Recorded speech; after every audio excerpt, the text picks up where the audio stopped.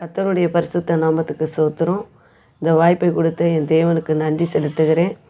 இந்த வாய்ப்பை கொடுத்த பிரதர் தானியல் பிரதருக்கும் நன்றி செலுத்துகிறேன். என் பேர் முத்துப்பாண்டி. எனக்கு ஏஸ்பா கொடுத்த பேர் ஞானசெல்வி. என்னோடய அப்பா பேர் முத்துக்காமச்சி. என்னோடய அம்மா பேர் சோதிமணி. எனக்கு ஒரு பிரதரும் ஒரு தங்கையும். பிரதர் பேர் ராமமூர்த்தி, தங்கச்சி பேர் முத்துலட்சுமி. நான் தான் எங்கள் வீட்டில் ஃபஸ்ட்டு பொண்ணு. திருமணமாகி எங்கள் அம்மாவுக்கும் எங்கள் அப்பாவுக்கும் 5 வருஷம் கழித்து நான் பிறந்தேன். நாங்கள் குடியிருந்தது திருமங்கலம். அப்போ அந்த ஊரில் நான் பிறக்கவுமே எங்கள் அம்மா என்னை பிறக்கிறதுக்கு அவங்க 5 வருஷமாக தவம் இருந்து தான் என்னை பெற்றாங்க. விக்கிர கோயிலில் என்ன பண்ணுவாங்கன்னா, தரையில் சாப்பாடு வச்சு தரையில் மண் சோறு சாப்பிட்ற மாதிரி சாப்பிடுவாங்க. அப்படி தரையில் சாப்பாடு வச்சு சாப்பிட்டு என்னை விரதம் இருந்து தான் என்னை பெற்றாங்க.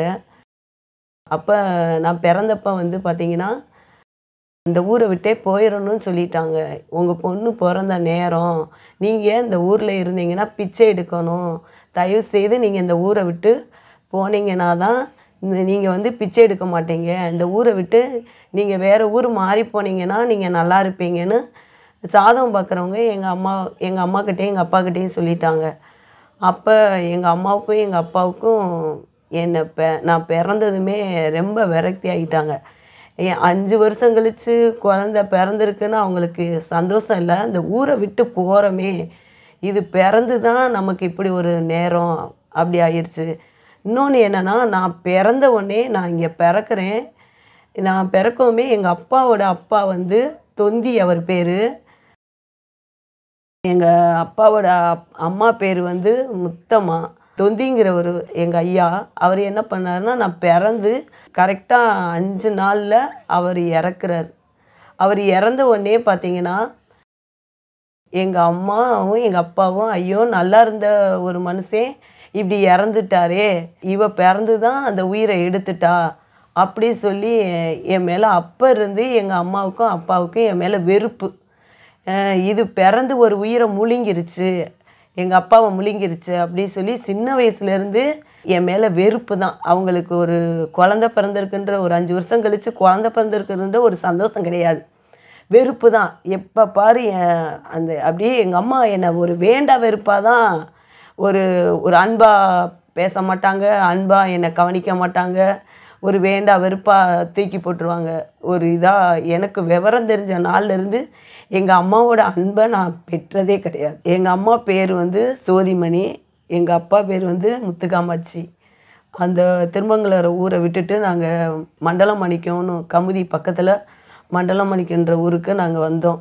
அங்கே எங்கள் அம்மாவோட அம்மா ஊர் அந்த ஊரில் நாங்கள் குடி வந்தோம். அங்கே வந்ததுக்கப்புறம் எங்கள் தாத்தாவோட அன்பில் தான் நாங்கள் குடும்பமாக அங்கே போய் அவங்க தான் கவனிச்சுக்கிட்டாங்க. அவங்க வீடு கொடுத்து இங்கே இருங்க, வயக்காடு எல்லாமே கொடுத்து வயல் வேலை தான் எங்கள் அம்மா பார்ப்பாங்க. எங்கள் அப்பா அவர் இந்த விவசாய வேலை தான், விவசாயத்துக்கு தான் போவோம் வருவோம். நாங்கள் விவரம் தெரிஞ்ச நாள்லேருந்து எங்கள் அப்பா எப்போவுமே எங்கள் அம்மாவை அடித்து எப்போவுமே சண்டை தான் போட்டுகிட்டே இருப்பாங்க. அவங்க சந்தோஷமாக இருந்து நம்ம பார்த்ததே கிடையாது. எப்போவுமே எங்கள் அப்பா குடிச்சிட்டு வருவார், அடிப்பார். எங்கள் அம்மா அநேக நாள் எங்கள் அம்மாவுக்கு அம்மா சிறு வயதிலே இறந்து போயிட்டாங்க. அவங்கள ஆதரிக்கிறதுக்கு யாருமே கிடையாது. எங்கள் அப்பா செய்கிற குற்றத்தை கூட அவங்களுக்கு சொல்லி அழுகிறதுக்கு யாரும் கிடையாது. ஏன்னா அவங்க அப்பா தான், அவங்களுக்கு அந்த தாயோட அன்பு அவங்கக்கிட்ட கிடைக்கல. என்ன தான் இது பண்ணாலும் அவங்க தனிமையாக தான் அழுவாங்க. ஐயோ இப்படி இருக்கே சொல்லி ரொம்ப வேதனைப்பட்டு எங்கள் அம்மா எங்கள் முன்னாடி தான் அழுவாங்க. எங்கள் அப்பா எப்போவுமே குடிச்சிட்டு தான் அடிப்பார். சரியாக வேலை பார்த்தாருன்னா அந்த காசை வச்சு அவர் இதே பண்ண மாட்டார். கண்ட மாதிரி சினிமா தேட்டருக்கு போவார், கடையில் வேலையே பார்க்க மாட்டார், கடையை திறந்து போட்டு போயிடுவார். அவர் சலூன் கடை வச்சுருந்தார், அந்த கடையில் தான் வேலை வைப்பார். கடையை திறந்து வச்சுட்டு அவர் பாட்டுக்கு ஊர் சுற்ற போயிடுவார், சினிமா பார்க்க போயிடுவார். வீட்டுக்கிட்ட அம்மாக்கிட்ட சொல்லவே மாட்டார், நான் அங்கே போகிறேன் வர்றேன்.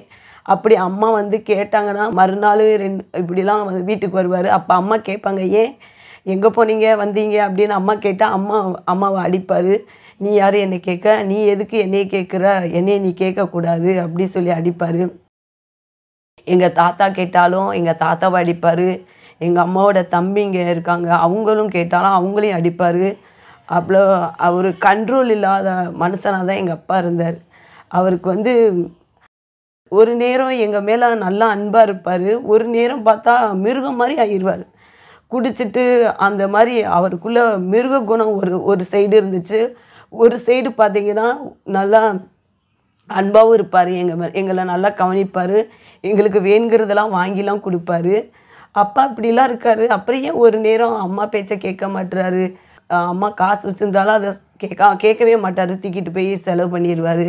ஏன் இப்படி இருக்கீங்க? அது மாதிரி யாராவது வந்து அவர்கிட்ட உதவின்னு கேட்டு வந்தால் என்ன பண்ணிடுவார், எங்கள் அம்மா கிட்ட கேட்க மாட்டார். அந்த காசெல்லாம் எடுத்துகிட்டு போய் அவங்களுக்கு கொடுத்துருவாரு. இல்லைன்னா மற்றவங்கக்கிட்ட வட்டிக்கு வாங்கி அவங்களுக்கு கொடுத்துருவாரு. அவங்க ஓடி போயிடுவாங்க. ஓடி போனால் எங்கள் அப்பா வந்து எங்கள் அம்மா விட்டு நகை பணம் காசு எங்கள் அம்மா சேகரித்து வச்சுருந்தாங்கன்னா அதை எடுத்துகிட்டு போய் எங்கள் அம்மாக்கிட்ட கேட்காமலே அதை அவங்களுக்கு கொடுத்துருவார். கொடுத்து ரொம்ப கடன் எங்கள் அம்மாவுக்கு தெரியாமே கடனாளி ஆயிடுவார். எங்கள் அம்மாவை தேடி கடன் கொடுத்தவங்க எங்கள் அம்மாவை தேடி வரும்போது எங்கள் அம்மா கேட்டால் எங்கள் அம்மாவை கண்ணுமுக்கு தெரியாமல் அடிப்பார். அப்படியே வாயில் ரத்தம் வரும், மண்டையெல்லாம் உடஞ்சி மண்டையிலேருந்து ரத்தம் வரும். யாருமே கேட்க முடியாது. யார் வந்து கேட்டாலும் அவங்கள வந்து அடிக்க போவார். அந்த மாதிரி செய்வார் எங்கள் அப்பா. எங்கள் தாத்தா வீட்டில் வந்து ஒரு சைடு வந்து விக்கிர கோயில் இருக்குது. வீட்டுக்குள்ளேயே தான் வச்சுருப்பாங்க, வீட்டுக்குள்ளேயே தான் இருக்கும் அது. அதில் வந்து அந்த தெய்வத்தை தான் எங்கள் அம்மாவுக்கு குல தெய்வம். அது பேர் அம்மா. அதில் வந்து என்னென்னா வயசுக்கு வராதவங்க தான் அந்த கோயிலுக்குள்ளே போகணும், ஆம்பளைங்க மட்டும்தான் போவாங்க. கல்யாணம் ஆனவங்க யாரும் அந்த கோயிலுக்குள்ளே போக முடியாது. அந்த தெய்வத்தை தான் எங்கள் அம்மா வணங்குனாங்க. அவங்க கும்பிட்றத தான் நாங்களும் கும்பிடுவோம். எங்கள் அம்மா டெய்லியும் ஒரு பக்கத்தில் இருக்கிற ஒரு அம்மன் கோயிலுக்கு போவாங்க. அடிக்கடி எங்களையும் கூட்டிகிட்டு போவாங்க, நாங்களும் அந்த கோயிலுக்கு போவோம். அப்புறம் எங்கள் ஊர்லேயே இன்னொரு கோயில் இருக்குது. சனிக்கிழமை ஆனால் அந்த கோயிலுக்கும் போவோம். எங்ககிட்ட எண்ணெயெல்லாம் கொடுத்து விடுவாங்க, நாங்கள் கொண்டுக்கிட்டு அந்த கோயிலுக்கு போவோம். இப்படி அவங்க அந்த தெய்வத்தை கும்பிட எங்கள் அப்பா வந்து இன்னும் அதுக்குள்ளே மாற்றம் ஆகவே இல்லை. அப்போ வந்து எங்களுக்கு ஏசப்பா பற்றி எதுவுமே தெரியாது. அது கிராமம் தான், ஆனால் அந்த கிராமத்தில் அப்படி ஒன்றும் ஏசப்பா பற்றி தெரியறதுக்கு ஒன்றுமே இல்லை. பக்கத்தில் ஒரு ஊர் இருக்குது பச்சேரின்னு சொல்லி. அந்த ஏரியா ஃபுல்லாக கிறிஸ்தவர்கள் தான். ஆனால் அந்தளவுக்கு எங்களுக்கு விவரம் தெரியாது. அவங்க அந்த பக்கம் இந்த பக்கம் அவங்க வேறு பக்கம் எங்கள் ஊருக்குள்ளே வேறு பக்கம் போகிறதுனால எங்களுக்கு ஏசப்பா பற்றி எதுவுமே தெரியாது. அப்படிப்பட்ட சூழ்நிலையில் தான் என்னையே வெறுத்தாங்க. அதுக்கப்புறம் இன்னொன்று என்னென்னா, எனக்கு பிறகு ஆம்பளை பிள்ளை பிறந்துச்சுன்னா அது உயிரோடு இருக்காதுன்னு சொல்லி சோசியக்காரங்க சொல்லிட்டாங்க. அதே மாதிரி எனக்கு பிறகு ஒரு ஆம்பளை பையன் பிறந்தோ அவன் வந்து உயிரோடு இல்லை. அதனால் எங்கள் அம்மாவுக்கு ரொம்ப என் மேலே வெறுப்பாயிருச்சு. இது பிறந்து என்ன ஊரை விட்டு வந்தோம், இது பிறந்த அடுத்து ஒரு வாரிசும் தங்காமல் இருக்குது அப்படி சொல்லி என் மேலே ரொம்ப வெறுப்பு. அதுக்கப்புறம் என் தங்கச்சி பிறந்துச்சு. என் தங்கச்சி பிறந்ததுக்கு அப்புறம் பார்த்திங்கன்னா இந்த மதுரையில் வந்து தான் இடம் வாங்கினாங்க. அது பிறந்தவுடனே அது மேலே என் தங்கச்சிக்கு ரொம்ப பாசம். ஏன்னா அது பிறந்து நல்லா இருக்கும் நம்ம அப்படின்ற ஒரு பாசம். அது ரொம்ப நேசிப்பாங்க. நான் பிறந்ததுனால எனக்கு வாய்க்கவே இல்லை. அப்படியே பிறந்ததுலேருந்தே நீ பிறந்ததே வேஸ்ட்டு, நீ இருக்கிறதே வேஸ்ட்டு, நீ செத்துரு இப்படி தான் நான் பிறந்த விவரம் தெரிஞ்ச நாள்லேருந்து அதை தான் நான் காதில் வாங்கியிருக்கேன். ஆனால் என் தங்கச்சி பிறந்தவுடனே எங்கள் அம்மா அதை ரொம்ப நேசிப்பாங்க. அதை வந்து இது பிறந்தால் நாங்கள் நல்லாயிருக்கோம் அப்படி சொல்லுவாங்க.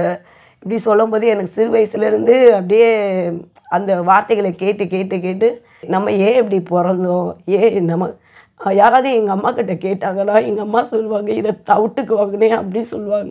அப்போல்லாம் நான் சின்ன வயசு தான், அறியாத வயசு தான். அப்படியே கூறி போயிடுவேன், நம்மளை மட்டும் தவிட்டுக்கு வாங்கியிருக்காங்க, இந்த பிள்ளையை பெற்றிருக்காங்க அப்படின்னு சொல்லி.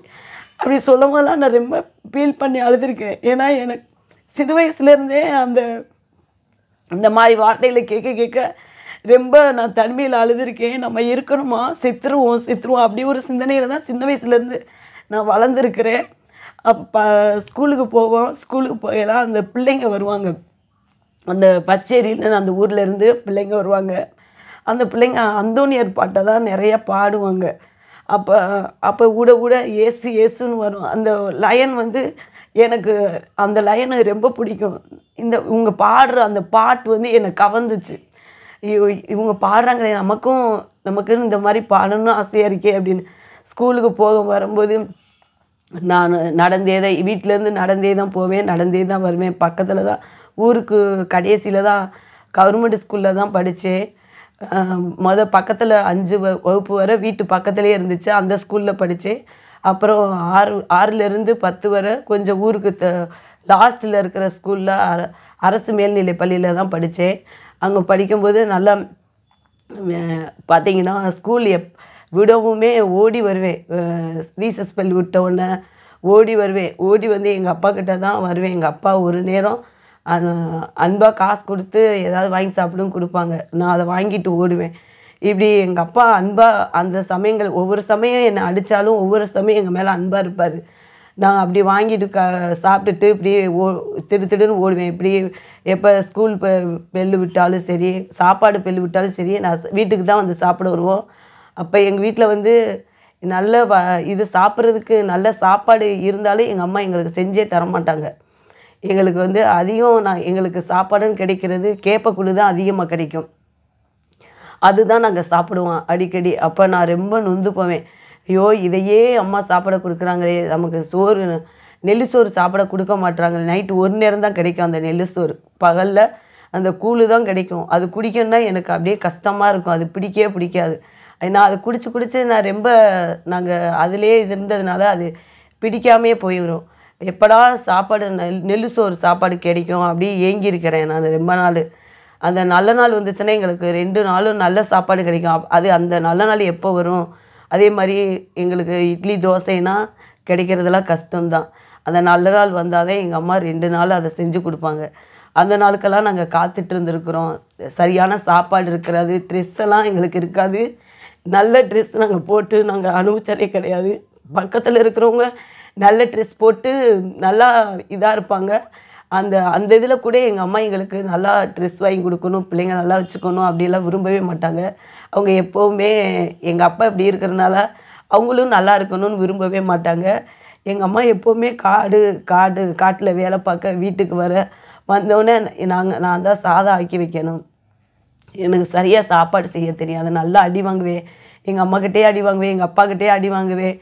வந்தோடனே அங்கே வந்து விறகு தான் என்னென்னா ரொம்ப குச்சியாக இருக்கும். அது வச்சோன்னா உடனே அது அமர்ந்து போயிடும். ரொம்ப நேரம் நின்று கூட எரியாது, அப்படி ஒரு இதில் தான் இருக்கும். அதை வச்சு நான் எரிச்சு விட்டுட்டு வெளியே ஓடியாந்து கிட்டி விளையாடுறது, இந்த பிள்ளைகளோட சேர்ந்து கபடி விளையாடுறது, அடுப்பில் சோற வச்சுட்டு இப்படிமா இருப்பேன். எங்கள் அப்பா அங்கேருந்து வந்தோடனே இங்கே சாப்பாடை இங்கே வச்சுட்டு அங்கே போய் விளாண்டுட்ருக்கியே அப்படி சொல்லி வந்தோடனே அடிப்பார். அவளை அடி வாங்கினாலும் எனக்கு அந்த பிள்ளைங்களோட சேர்ந்து விளாடுறது தான் பிடிக்கும். அடியும் வாங்கிக்கிருவேன். அங்கேயும் வீட்லேயும் எனக்கு தெரிஞ்ச வேலையை செய்வேன். அதுலேயும் எங்கள் அப்பா என்னை குறை சொல்லிக்கிட்டே இருப்பாங்க, என்ன வேலை பார்க்குற, இப்படி ஓடுற அப்படின்னு சொல்லி.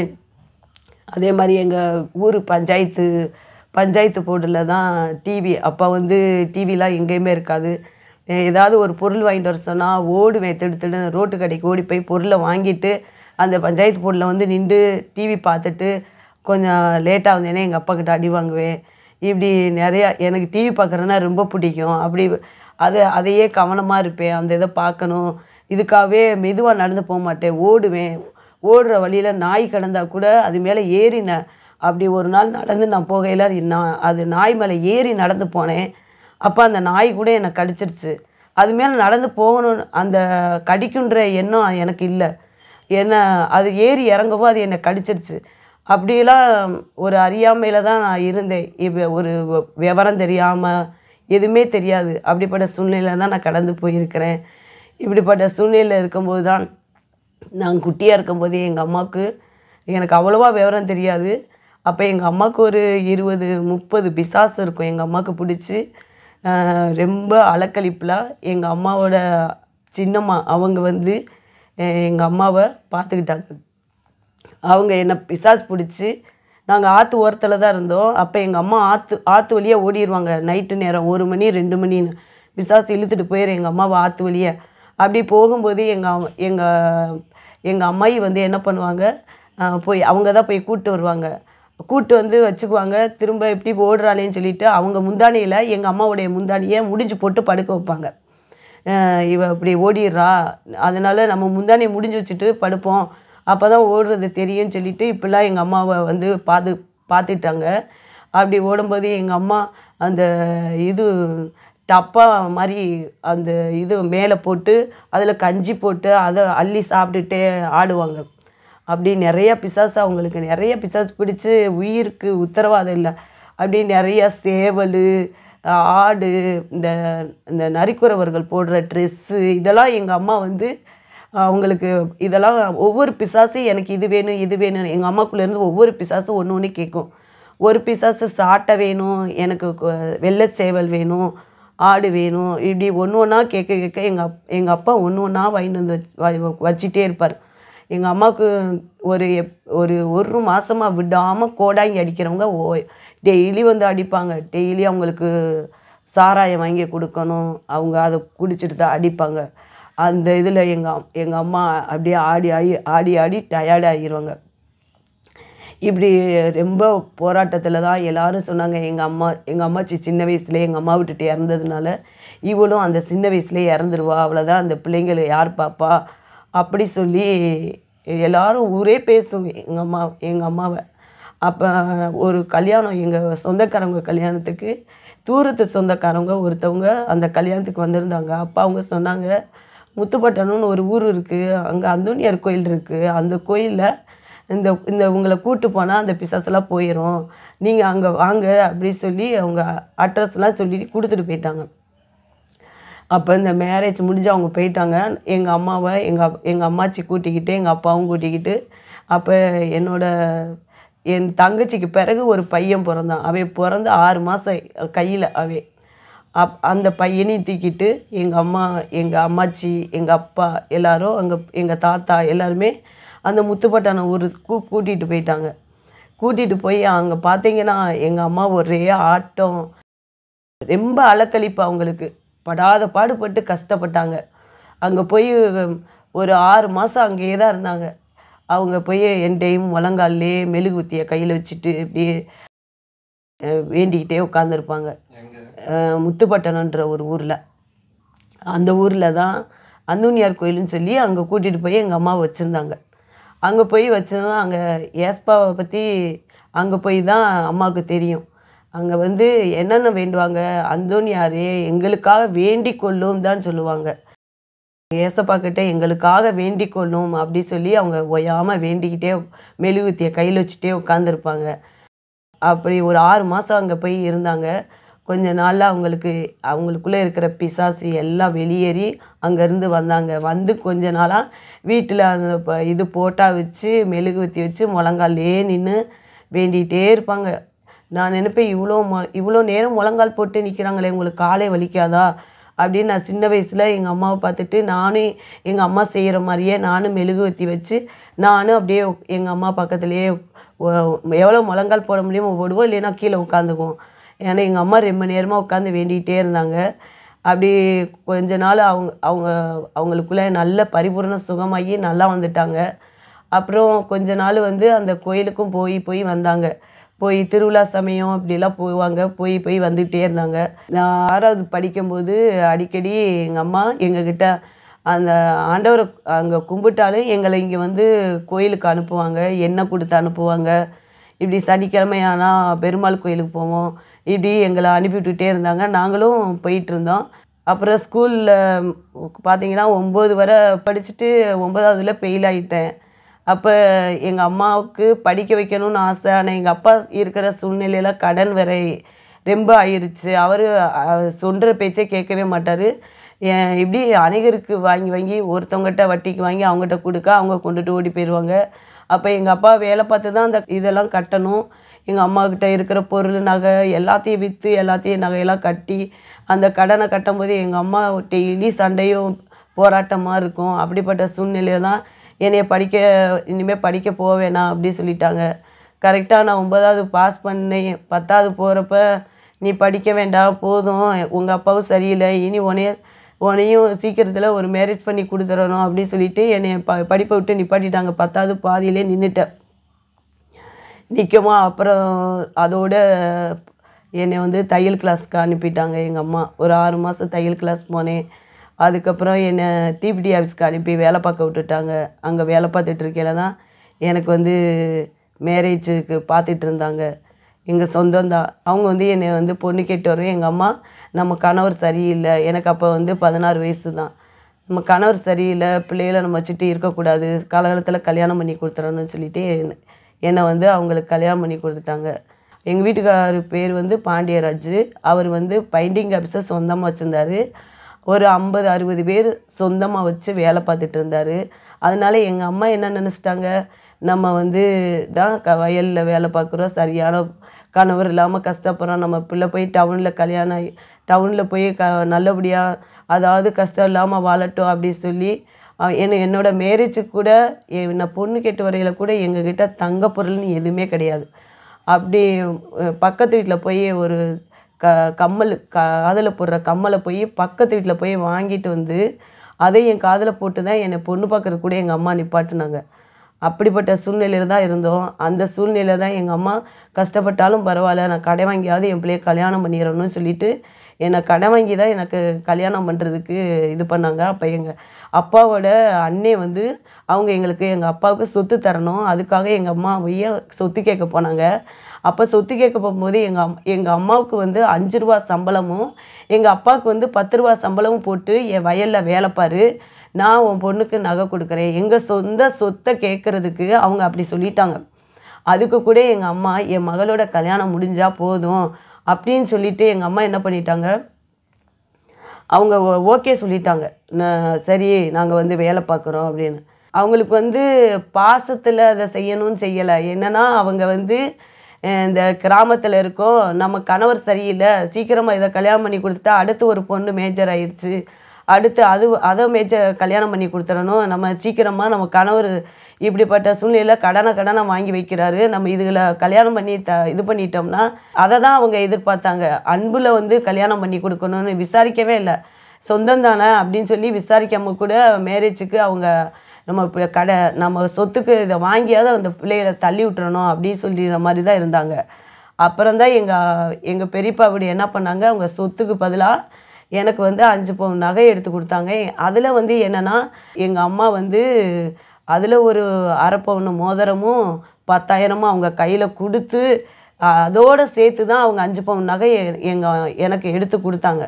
கொடுத்து எங்கள் அம்மா வந்து மேரேஜ் முடிஞ்சிருச்சு. முடிஞ்சாலும் அவங்க வந்து என்னென்னா எங்கள் வீட்டுக்காருக்கு வந்து 1 பவுன் நகை போட்டாங்க. அது வந்து அவங்க கேட்டதுனால போட்டாங்க. இதை நம்மக்கிட்ட கேட்காம இவ இஷ்டத்துக்கு என்னோட தம்பியை விட்டு அந்த 1 பவுன் செயினை அந்த கல்யாண மேரேஜ் ஃபங்க்ஷனில் போட விட்டதுனால அவங்களுக்கு ரொம்ப கோபம் எங்கள் மேலே, எங்கள் அம்மா மேலேயும் அப்பா மேலேயும்.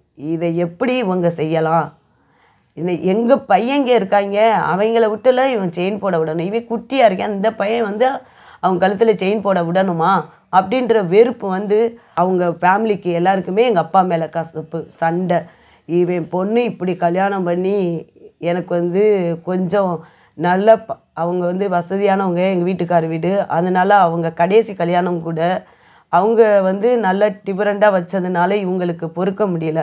ஒரு இல்லாதவங்க, ஒரு சாப்பாடு கூட இல்லாதவங்க இவளுக்கு இப்படி ஒரு கல்யாணமா அப்படி சொல்லி அவங்களுக்குள்ள ஒரு கசப்பு வர ஆரம்பிச்சிருச்சு. வந்து இவங்க இந்த பிள்ளையை நம்ம விடவே கூடாது அப்படி சொல்லி என்ன பண்ணிட்டாங்க, மந்திரம் பண்ண ஆரம்பிச்சிட்டாங்க. அப்போ மந்திரம் பண்ணி ஏவல் பண்ணி என்னோடய வாழ்க்கையை அழிக்கணும்னு முடிவு பண்ணிட்டாங்க. இது வந்து இந்த மாதிரி ஒன்று இருக்கான்றது எனக்கு அந்த வயசில் எனக்கு தெரியாது. 16 வயசு எனக்கு ஒரு தெருவுக்கு போய் அடுத்த தெருவு வர்றது கூட எனக்கு தெரியாது. அந்த மாதிரி தான் நாங்கள் கிராமத்தில் இருந்து வாழ்ந்துருக்குறோம். ஏன்னா எங்கள் அம்மா வந்து எப்படி சாப்பாடுக்கு இல்லாட்டாலும் அவங்க எங்களை வந்து ரொம்ப கண்ட்ரோலாக வளர்ப்பாங்க. யாருக்கிட்டேயும் பேசக்கூடாது, யாருக்கிட்டேயும் போய் நிற்கக்கூடாது, அந்த மாதிரி தான் எங்களை சின்ன வயசுலேருந்து வளர்த்துருக்காங்க. வெட்டியாக யாருக்கிட்டேயும் பேசவும் கூடாது, பரிசுத்தமாக இருக்கணும், அவங்களுக்கு அந்த ஒரு கண்ட்ரோலில் எங்களை சின்ன வயசுலேருந்து அப்படி வளர்த்துருக்காங்க. எங்கள் அம்மாவுக்கு வந்து எதுவுமே பிடிக்காது. அவங்க ஆண்டவர் அறியாதவங்க தான், ஆனால் ஆண்டவருக்குள்ளே இருக்கிற எல்லா குணவசமுமே எங்கள் அம்மாவுக்கு அப்போ இருந்தே இருந்துச்சு. விக்கிரகத்தை மட்டும்தான் வணங்குனாங்க ஒழியா, ஆனால் எல்லாமே கர்த்தருக்குரிய குணங்கள் எல்லாமே எங்கள் அம்மாவுக்கு அப்போ இருந்தே சின்ன வயசுலேருந்து எங்களை அப்படி தான் சின்ன வயசுலேருந்தே கண்ட்ரோல் பண்ணி தான். ஏன்னா எங்கள் அப்பா வந்து அப்படிப்பட்ட சூழ்நிலையில் இருந்ததுனால எங்களை வந்து அந்த மாதிரி வளர்த்து தான் வந்தாங்க. யாருக்கிட்டே பேசக்கூடாது, எந்த ஆம்பளைங்கக்கிட்ட பேசக்கூடாது, பசங்கள்கிட்ட பேசக்கூடாது. ஸ்கூல் விட்டு வந்தால் வீட்டுக்கு கரெக்டாக உள்ளே வந்துடணும். அந்த டயத்துக்கு வரலைன்னா வீடை பூட்டிட்டு உள்ளே வச்சு சூடு போட்டு விட்டுருவாங்க. எத்தனையோ தடவை நான் சூடு வாங்கியிருக்கிறேன். எங்கள் அப்பா ஊருக்கு போயிடுவாங்க. அப்போ நான் டீ கடையில் போய் சொல்லிட்டு போயிடுவாங்க. என் பொண்ணு வந்துச்சுன்னா என் பொண்ணுக்கு இது வடை எதுவும் கேட்டுச்சுன்னா கொடுங்கன்னு சொல்லிட்டு போயிடுவாங்க. நாங்கள் ஸ்கூல் விட்டு முடிஞ்சோடனே நேராக நான் டீ கடைக்கு தான் போவேன். போய் வடை வாங்கி சாப்பிட்டு மெதுவாக நடந்து வருவேன். அப்போ எங்கள் அம்மாக்கிட்ட நிறையா அடி வாங்கியிருக்கிறேன். என்ன என் மணி என்ன ஸ்கூல் எப்போ விட்டாங்க, எப்போ வர்ற அப்படின்னு. இல்லைம்மா வடை இது மாதிரி சாப்பிட்டு வந்தேன். பொண்ணுக்கு என்ன அப்படி என்ன வாய் கேட்குது உனக்கு, அப்படியேனா நீ வாங்கி சாப்பிட்றது, அப்பா இருக்கும்போது நீ வாங்கி சாப்பிடலாம், கடை வாங்கி நீ சாப்பிட்லாமா அப்படி சொல்லி எங்கள் அம்மா வந்து அநேக நேரம் என்னை அடிச்சிருக்கிறாங்க. நிறையா நேரம் எனக்கு கதவை பூட்டி எனக்கு காலில் சூடெல்லாம் வச்சு விட்ருக்குறாங்க. அப்போ இருந்து பொம்பளை பிள்ளை இப்படிலாம் இருக்கக்கூடாது, இப்படி தான் இருக்கணும், வாங்கி கொடுத்தா தான் சாப்பிட்ணும், அப்பா இல்லாதப்போ போய் அப்படியேனா கடையில் போய் நீ கடை வாங்கி சாப்பிட்ருக்குற அப்படி சொல்லி நிறையா தடவை என்னை அடிச்சுருக்குறாங்க. ஒரு தடவைலாம் அடித்து மண்டையெல்லாம் உடஞ்சி எங்கள் அப்பா இது என்னன்னு கேட்டதுக்கு எங்கள் அம்மா கீழே விழுந்துட்டா அப்படி சொல்லி இது பண்ணிட்டாங்க. ஏன்னா எங்கள் அப்பா வந்து எங்கள் அம்மாவை அடிச்சிருவாங்கன்னு சொல்லி அப்படி சொல்லியிருக்கிறாங்க. அப்படிப்பட்ட சூழ்நிலையெல்லாம் எங்கள் அம்மா எங்களை வளர்த்தாங்க. கண்டிப்பாக இருக்கணும் அவங்களுக்கு. எங்கள் அப்பா வந்து அப்படி இருந்தாலுமே வீட்டில் வரும்போது நாங்கள் ஆள் இருக்கணும். ஆள் இல்லாமல் போனோம்னா என்னன்னே கேட்க மாட்டார், கண்ணுமுக்கு தெரியாமல் அடிச்சிருவார். அப்படி தான் கண்டிஷனாக எங்களை வளர்த்தாங்க. அதே மாதிரி கல்யாணம் முடிஞ்சு வந்து ஒரு வருஷம் எங்கள் வீட்டுக்காரர் கூட வாழ்ந்த எங்கள் மாமியார் அவங்களாம் ரொம்ப ஒரு அன்பே கிடையாது. எனக்கு ரொம்ப பயம். என்ன ஐயோ நம்ம இப்படி அம்மா வீட்டில் தான் கஷ்டப்பட்டோம்னா இங்கேயும் நம்மளை ஏசுகிறாங்களே, நம்மளை திட்டுறாங்களே, ஒரு வேளை சாப்பாடு சாப்பிட்டோம்னா ஓ வீட்டிலலாம் இப்படிலாம் சாப்பிட்டியா, இப்படிலாம் மதியம் உனக்கு வீட்டில் சோறு கிடைக்குமா அப்படிலாம் என்னை குத்தி காட்டுவாங்க. உன் வீட்டில் இப்படிலாம் ட்ரெஸ் போட்டிருக்கியா, உன் வீட்டில் இந்த மாதிரிலாம் இருந்திருக்கியா, உன் வீட்டில் இப்படிலாம் பூவெலாம் வச்சுருக்கியா அப்படிலாம் சொல்லி கல்யாணம் முடித்த சமயம் என்னை ரொம்ப குத்தி காட்டி பேசுவாங்க.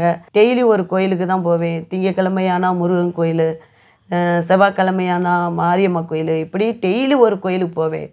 டெய்லி ஒரு கோயிலுக்கு போனாலும் போராட்டம், கஷ்டம், நீயா நானான்னு ரொம்ப ஒரு பாதிப்பான சூழ்நிலையில் தான் இருந்தேன். ஆனால் ஏசப்பாவை தெரியும், ஆனால் எப்படி கும்பிடுறதுன்னு தெரியாது. எனக்கு என்னென்னா அவ்வளவா அந்த ஆழம் அன்பு எதுவுமே எனக்கு தெரியாது. ஏதோ போவேன். என் கணவரை கூட கூட்டிகிட்டு போய் என்ன பண்ணுவேன், சும்மா பேருக்கு ஒரு மெழுகுவத்தியை வாங்கி அதுக்குள்ளே வச்சு அப்படியே அந்த மெழுகுவத்தியை இப்படி ஏசப்பா அப்படி சொல்லிட்டு வச்சிருவேன். அவர்கிட்ட என்ன கேட்கணுன்றது எனக்கு எதுவுமே தெரியாது. போய் நான் பாட்டுக்கு மெழுகுவத்தியை மட்டும் பொருத்தி அங்கே வச்சுட்டு நான் பாட்டுக்கு வந்துடுவேன். அந்த மாதிரி தான் நான் இருந்திருக்கேன். என் கணவர் கூட என்னை ஒரு தடவை கூட்டு போயிருக்கிறாரு. அப்படி தான் நான் இருந்திருக்கிறேன். அந்தளவுக்கு ஆழம் இல்லை எனக்குள்ளே, ஆண்டருக்குள்ளே. ஆனால் என்னோடய கணவர் ரொம்ப ஒரு போராட்டமான சூழ்நிலையில் ரொம்ப பாதிக்கப்பட்டு என் வீட்டுக்காரர் வந்து என்னை வேணான்னு சொல்கிற அளவுக்கு ஒரு சூழ்நிலை என் வீட்டில் உருவாயிருச்சு. கணவரோட அன்னை வந்து இந்த பிள்ளை சொந்தக்கார பிள்ளை, இந்த பிள்ளை கூட இருந்தால் நம்ம தம்பி அப்படியே அவங்க சொந்தம்னே போயிடுவான், நம்மக்கிட்ட ஒட்ட மாட்டான், எல்லா தொழிலும் அவன் கையில் தான் இருக்குது. ஏன்னா ஒற்றுமையாக தான் பெயிண்டிங் ஆஃபீஸ் வச்சு நடத்தினாங்க. அன்னை தம்பி 2 அண்ணே இவர் 3 பேரும் தான் வச்சு நடத்தினாங்க. இவன் அப்படியே அந்த பாதையிலே போயிடுவான், இந்த பிள்ளை கூட சேர்ந்து வாழைய விடக்கூடாது, நம்ம பிரிச்சிடணும் அப்படி சொல்லி அடிக்கடி அவர்கிட்ட இல்லாத பொல்லாத பேசி அவர் எங்களுக்குள்ளே சண்டையை உருவாக்கி என்கிட்ட அடிக்கடி வந்து சண்டை போடுவார். என் தம்பி கூட உன்னை வாழைய விட மாட்டேன் அப்படிலாம் என் கூட சண்டை போட்டிருக்கிறாரு. ரொம்ப பிரச்சனை, அவர் மூலியம் பிரச்சனை உருவாகுச்சு. அதே மாதிரி பெயிண்டிங் ஆஃபீஸில் என் கணவர் வந்து ஒரு பெண்ணோட தவறான உறவை ஏற்படுத்தி விட்டு அந்த வழியில் போக வச்சிட்டார் என்னோட கணவரை. அவர் என்ன நினைக்கிறதில்ல, என்னை பார்க்க நான் வாடகை வீட்டில் தான் இருந்தோம். அப்போ அவர் சரியாக வீட்டுக்கு வர்றதில்ல. நடு சாமத்தில் 2 மணி 3 மணி இப்படி தான் வீட்டுக்கு வந்துகிட்டு இருந்தார். எனக்கு நான் போய் கரெக்டாக 10 மாதத்துல என்னோடய பையன் பிறந்துட்டான். என் பையன் பிறந்தாலும் நான் விக்கிர கோயிலுக்கு போகிறத விடவே இல்லை. எவ்வளோ பிரச்சனை வந்தாலும் சரி அது மேலே ரொம்ப பற்றுதலாக இருக்க ஆரம்பித்தேன். ஓவராக டெய்லியும் போய் துர்க்கைன்னு சொல்லி அந்த கோயிலில் போய் லெமனை புழிஞ்சு அப்படியே பக்தியாக பிரதோஷம் அது இதுன்னு ரொம்ப பக்தியாக போக ஆரம்பித்தேன். என் கணவர் மாறணும், என் கணவர் குடிக்கக்கூடாது, என் கணவர் லேடிஸ் பழக்கத்திலேருந்து விடுதலை ஆகணும் அப்படி சொல்லி நான் அந்த துர்க்கை கோயிலுக்கு வாரம் போயிடுவேன். அதே மாதிரி பிரதோஷம் மாதம் போயிடுவேன். இப்படி ரொம்ப இங்கேருந்து எனக்கு வயிற்றுக்கு சாப்பாடு இருக்கிறது. ஒரு குடம் நிறைய பாலை வாங்கி செமந்துக்கிட்டு இங்கேருந்து பிள்ளைய பக்கத்தில் கொடுத்துட்டு செமந்துக்கிட்டு நடந்தே போவேன். இங்கே பக்கத்தில் இங்கேருந்து பாண்டி கோயிலுன்னு ஒரு இடம் இருக்குது. அந்த இடத்துல போய் இங்கேருந்து செல்லூர்லேருந்து நடந்து அந்த கோயிலுக்கு கொண்டுட்டு போவேன். அந்த பாலை எடுத்துக்கிட்டு நடந்தே போவேன். எனக்கு சாப்பிட்றதுக்கு சாப்பாடு இருக்கிறது. ஆனால் அதுக்கு கொண்டு போகணும், அப்படியாவது என் கணவர் திருந்திடுவார், என் கணவர் மாறிடுவார் அப்படி சொல்லி நான் போனேன். ஆனால் எங்கே போயும் எனக்கு எந்த பலனே கிடைக்கல. கடைசி போலீஸ் ஸ்டேஷனு கட்சிக்காரவங்க அது இதுன்னு எல்லாம் வந்து பேச வந்தாங்க.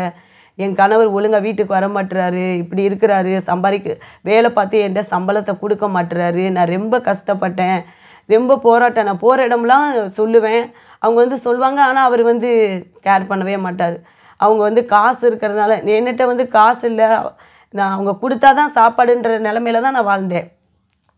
அப்படிப்பட்ட சூழ்நிலையில் தான் இருந்தேன். ஆனால் என் கணவர் வந்து அதெல்லாம் எதுவுமே கேர் பண்ண மாட்டார். அவர் வந்து கொஞ்சம் பயந்தா கூட என்னோட கணவருடைய அண்ணன் வந்து அவரை ஊக்கப்படுத்துவார். ஏய் நீ அவளுக்கெல்லாம் பயப்படாத, நீ பேசாமல் இரு, நான் பார்த்துக்கிறேன் அப்படி சொல்லி அவர் ஊக்கப்படுத்துவார். நானும் நிறைய இடம் போய் பார்த்தேன், எங்கேயுமே முடியலை. போலீஸ் ஸ்டேஷன் போனேன், அங்கேயும் முடியல. கடைசி என் வீட்டுக்காரர் என்ன பண்ணார், அவரே டைவர்ஸ்க்கு அப்ளை பண்ணிட்டார். அப்ளை பண்ணவும் அங்கே கோர்ட்டில் கேஸ் போட்டாங்க. அதோடு நானும் ரொம்ப போராடினேன். என்னால் சுயத்தினால எந்த ஒரு போராடி என்னால் செயல்படவே முடியல. என்னோடய பையன் வந்து கரெக்டாக 2 வயசு ஆயிடுச்சு. 1 வருஷமாக அந்த மதுரையிலேயே நான் கஷ்டப்பட்டு, எனக்கு அவ்வளோவா வேலை பார்க்க தெரியாது. நான் கிராமத்திலே இருந்ததுனால அடிக்கடி அம்மா வயலுக்கு தான் கூப்பிட்டு போவாங்க. அவங்களோட சேர்ந்து வேலை பார்த்துருக்கேன் ஸ்கூல் லீவ் விடும்போது. அந்த இதுதான் தெரியும். மற்றப்பறம் இங்கே டவுனில் வந்து எனக்கு எந்த ஒரு வேலையும் தெரியாது. அப்படிப்பட்ட சூழ்நிலையில் தான் நூல் சுற்ற கற்றுக்கிட்டேன். அதை வந்து என் வீட்டுக்காரர் என்னை விட்டுட்டு போனப்போ அந்த நூலை தான் நைட்டு பூரா தூங்காமல் அந்த நூலை பூரா வீட்டை பூட்டிட்டு பிள்ளைய வச்சுட்டு அந்த நூலை தான் சுற்றி காலையில் கொண்டு போய் அந்த சாக்கு நிறையா நிரப்பி அதை கொண்டு போய் கொடுப்பேன். 28 ரூபா கொடுப்பாங்க. அதை வாங்கிட்டு வந்து தான் என் பிள்ளைய நான் சாப்பிட்றதுக்கு வளர்த்தேன். என் பையன் பேர் ஆனந்து.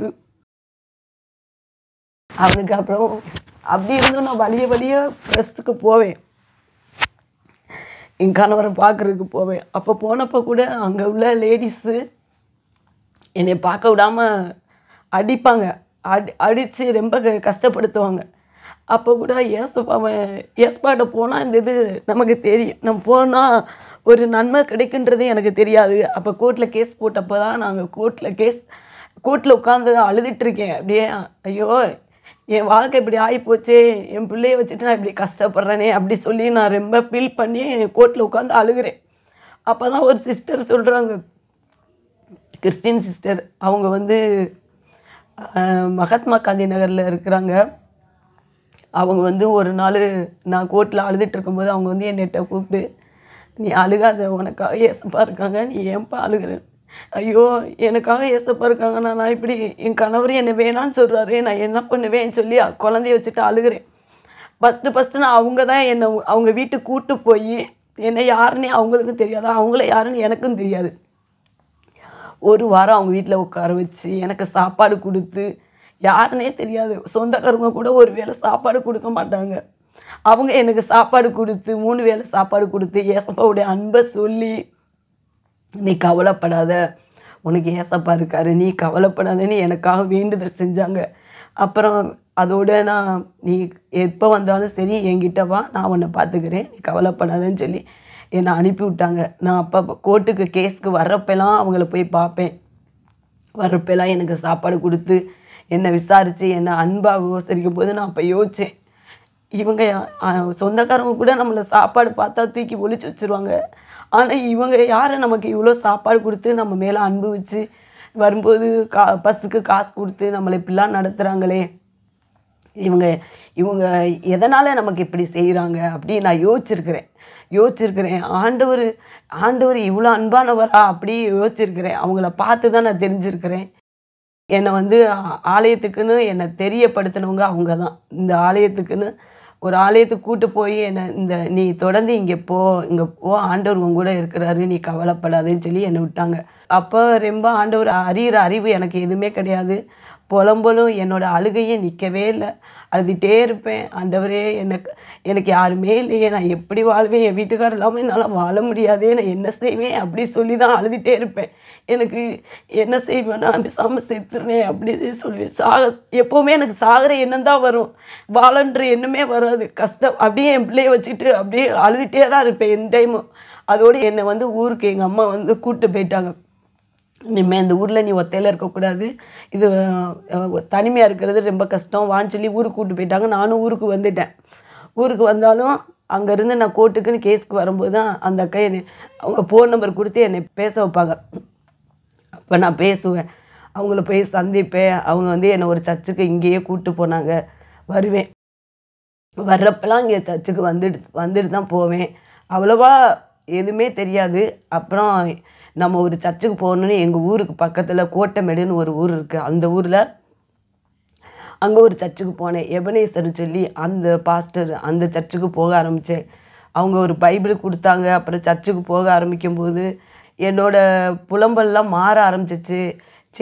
எதுக்காக மனுஷருக்காக நம்ம இவ்வளோ போராடணும் அப்படி சொல்லி நான் கொஞ்சம் கொஞ்சமாக மாற ஆரம்பித்தேன். முடிஞ்ச அளவுக்கு நமக்கு கடவுள் சித்தம் இருந்துச்சுன்னா நம்ம வாழுவோம், இல்லைன்னா இப்படியே இருந்துருவோன்னு சொல்லிட்டு நான் விட்டுட்டேன். ஆனால் கோர்ட்டில் கேஸும் முடியவே இல்லை கடைசி வரை. நானும் 8 வருஷமாக அப்படி பிரிஞ்சே தான் வாழ்ந்தேன். கோர்ட்டுக்கு கேஸுக்கும் வீட்டுக்கும் இப்படிமா தான் இருந்தேன் கடைசி வரை. அவர் வந்து ஒரு நேரம் அவருக்கு வாழணும்னு ஆசை வருது, ஒரு நேரம் என்னை பார்த்தா அவருக்கு எரிச்சலாக வருது. அந்த மாதிரி மந்திரம் பண்ணினது எனக்கு தெரியாது. இப்படி எதனால் ஏன் நம்ம கணவர் வேணான்றாரு அப்படின்ற ஒரு சிந்தனையில் தான் வாழ்ந்துட்டு இருந்தேன். ஆனால் அதை பற்றி எனக்கு எதுவுமே தெரியாது. மந்திரம்னு ஒன்று இருக்கா, இதுதான் இருக்கான்னு எதுவுமே எனக்கு தெரியாது.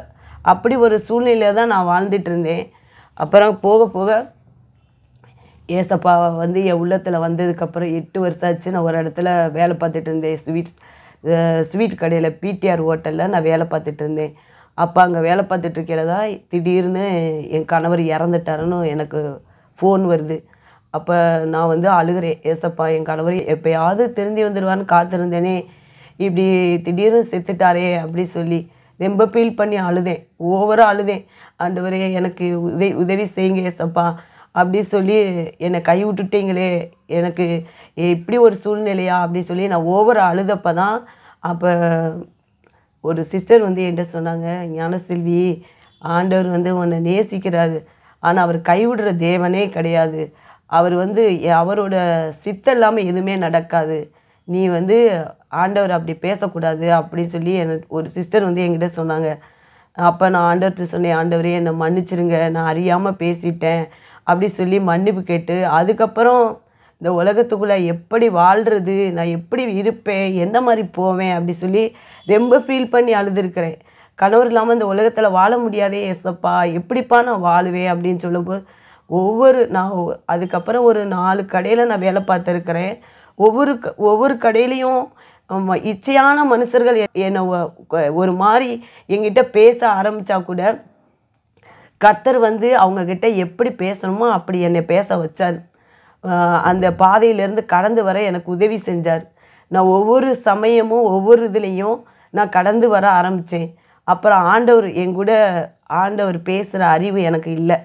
அப்போ கொஞ்சம் கொஞ்சம் அவரை நான் நெருங்க தான் அவர் என்கிட்ட பேச ஆரம்பித்தார். பேசும்போது தான் நான் ஆலயத்துக்கு ரொம்ப நெருக்கமாக போக ஆரம்பித்தேன். ஆலயத்தில் போய் இரவும் பகலும் அங்கே போய் உட்கார ஆரம்பித்தேன். என் பையன் வந்து +2 வரை படித்தான், அதுக்கு மேலே படிக்க மாட்டேன்னு சொல்லிட்டான். அவனும் நிறையா வேலைக்கு அப்ளை பண்ணான், அவனுக்கு எதுவுமே ஒத்து வரல. கடைசியாக அவன் ட்ராவல் தான் எனக்கு பிடிச்சிருக்குன்னு இப்போ என் பையன் வந்து ட்ராவல் பண்ணுறான். என் கணவரை பிரிஞ்சு ரொம்ப எங்கெல்லாம் நிற்கக்கூடாதோ அங்கெல்லாம் கோர்ட்டு, போலீஸ் ஸ்டேஷன், கட்ட பஞ்சாயத்து நிறைய இடத்துல நான் நிற்கக்கூடாத இடத்துலலாம் நின்று நான் ரொம்ப அசிங்கப்பட்டு, பார்க்குறவங்க கண்களுக்கெல்லாம் சொந்த பந்தம்னு இல்லை, வீட்டை சுற்றி இருக்கிறவங்க எல்லாருமே என்னை அற்பமாக தான் பார்த்தாங்க, அற்பமாக நினச்சாங்க. ஆனால் நான் கர்த்தரை இருக்க பிடிச்சிக்கிட்டேன். கர்த்தர் தான் எனக்கு, அவர் அடிக்கடி என்கிட்ட சொல்லுவார், நானே உனக்கு வழியும் சத்தியமும் ஜீவனுமாக இருக்கிறேன், நான் தான் உனக்கு ஜீவன் அப்படி அடிக்கடி என்கிட்ட சொல்லுவார். அதே மாதிரி நான் ஏசப்பாவை இருக்க பிடிச்சேன். எவ்வளோ அவமானப்பட்டாலும் நான் அவரை விடலை. நான் எங்கெல்லாம் நான் கலங்குறேனோ அப்போல்லாம் என்கிட்ட சொல்லுவார், ஏன் கலங்குற, நீ கலங்காத அப்படி சொல்லுவார், பேசுவார். அடிக்கடி அவர் என்கிட்ட பேசுனதுனால நான் எவ்வளோ கலங்குனாலும் கர்த்தர் என் கூட இருந்ததுனால நான் இந்த அளவுக்கு இன்னைக்கு நான் ஸ்டெடியாக இருக்கிறேன்னா அவர் தான். இந்த உலகத்தில் அசிங்கப்பட்டாலும் கர்த்தர் என் கூட நீ வெட்கப்பட்டு போக மாட்ட, நீ கலக்க அடைவதில்லை, உன் இருதயம் கலங்கக்கூடாது அப்படி என்னை பலப்படுத்துவார். நீ பயப்படாத, நான் கூட இருக்கிறேன் அப்படி சொல்லுவார் அடிக்கடி. அவர் சொன்ன அந்த வார்த்தை தான் என்னை ஒவ்வொரு நாளும் வாழ வச்சிச்சு, ஓட வச்சிச்சு. அவரை இறுக நான் பிடிச்சிக்கிட்டேன். இறுக பிடிச்சதுனால ஆலயத்தில் கூட நான் எவ்வளோ அவமானப்பட்டிருக்கிறேன். கர்த்தர் என்னை அங்கேயும் என்னைய பாரு, நீ ஏன் மனுஷரை பார்க்குற, என்னைய பாரு, இடது பக்கமும் வலது பக்கமும் நீ பார்க்காத, என்னை மட்டும் நீ பாரு, என்னை மட்டும் நீ பார்த்தாதான் நீ இந்த உலகத்தில் கடந்து வர முடியும்.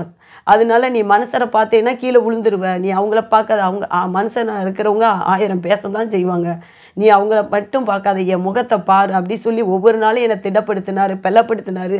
கர்த்தருக்குள்ளே நான் இந்த நாள் வரை நான் வாழ்கிறேன். இப்போ நான் நான் எவ்வளோ நான் வேலை பார்த்தாலும் கர்த்தர் எனக்கு ஒவ்வொரு வழியிலையும் நான் எவ்வளோ முன்னாடிலாம் நான் சாப்பாடுக்கு அவ்வளோ கஷ்டப்பட்டுருக்கிறேன்.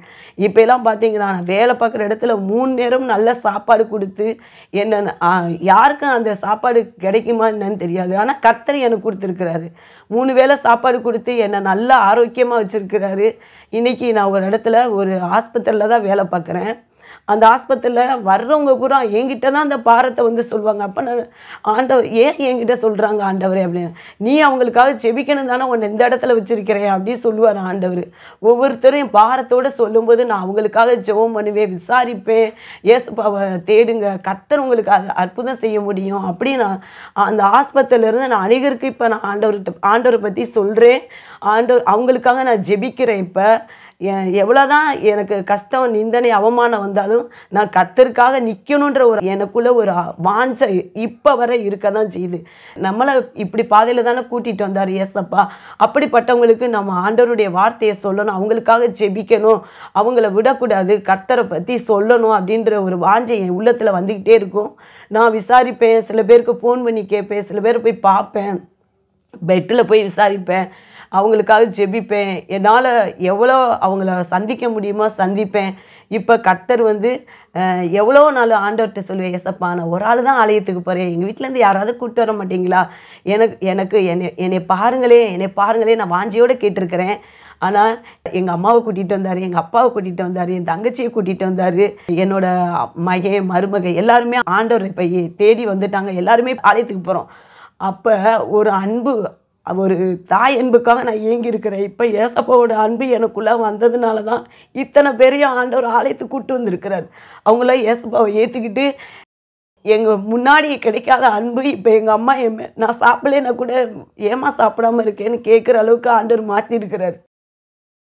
எங்கள் அம்மா ஆண்டவரை ஏற்றுக்கிறதுக்கு முன்னாடி அவங்கக்கிட்ட நான் அந்த அன்பை பார்த்ததே கிடையாது. இப்போ எங்கள் அம்மா அவ்வளோ நேசிக்கிறாங்க, என்ன என் மேலே அன்பு வச்சுருக்குறாங்க. இதெல்லாம் வந்து மனுஷரால் வந்த அன்பு கிடையாது, கர்த்தரால் கிடைச்ச அன்பு. ஏன்னா நான் ஆண்டவர்கிட்ட அநேக நாள் தனிமையில் அழுதுருக்கிறேன். ஏசப்பா நான் அனாதைன்னு அழுதுருக்கிறேன். ஆனால் ஆண்டவர் நீ அனாதை இல்லை, நான் இருக்கேன் உன் கூட, நான் இருக்கேன், நீ ஏன் அனாதை சொல்கிற அப்படி சொல்லி அநேக நாள் என்னை தேற்றி ஆட்டி என்னை அரவணைச்சி என்னை இந்தளவுக்கு இன்றைக்கி வாழ வச்சுருக்கிறாரு. அதே மாதிரி உன்னை மாதிரி இருக்கிறவங்களுக்கு நீ வந்து சாட்சியாக நிற்கணும், உன்ன மாதிரி இருக்கிறவங்களுக்காக நீ ஜெபிக்கணும் அப்படி சொல்லி ஆண்டவர் என்கிட்ட பேசுவார்.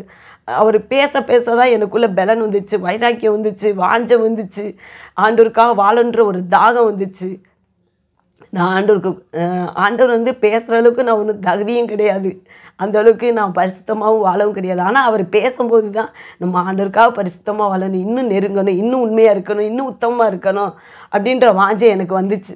அவர் வந்து செயல்படுத்தலைன்னா நான் வந்து இன்றைக்கி உயிரோடு இருந்திருக்கவே முடியாது.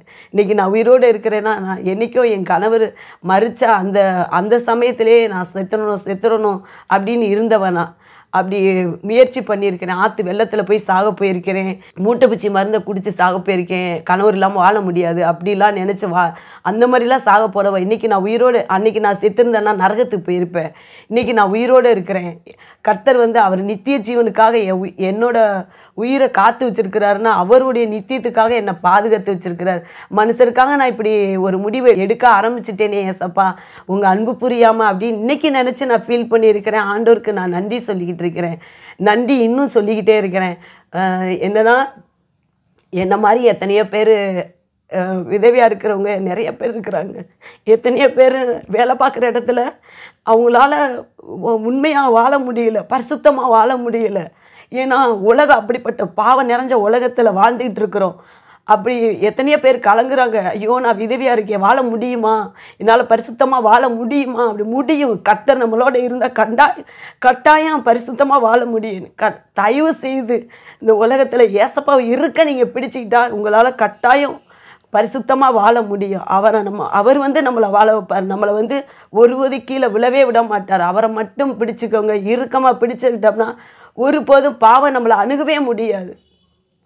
நான் கீழே விழுந்தாலும் எந்திரிப்பேன்ற அந்த வார்த்தையை சொல்லி தான் நான் ஆண்டவர்கிட்ட நிற்பேன். ஆண்டவரே, பிசாசு என்னை கீழே விழத்தள்ளினாலும் என் தேவன் என்னை தூக்கி விடுவீங்க, என்னை நிறுத்துவீங்க, உங்களால் முடிய ஆண்டவரே சொல்லி தான் அந்த வார்த்தையை சொல்லி தான் நான் ஜெபிச்சு இன்னைக்கு நான் நிற்கிறேன். இப்போவும் நிற்கிறேன்.